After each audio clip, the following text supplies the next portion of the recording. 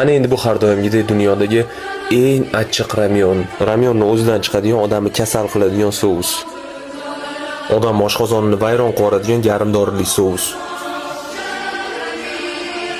Abdurayim akani qo'rqinchli jaydar garchitsalari.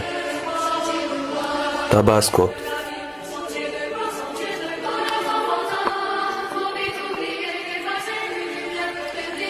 Qani ko'ramiz, buni yegandan keyin tirik qolamanmi yoki bu dunyodan ko'z yumib yuboramanmi? Bismillah.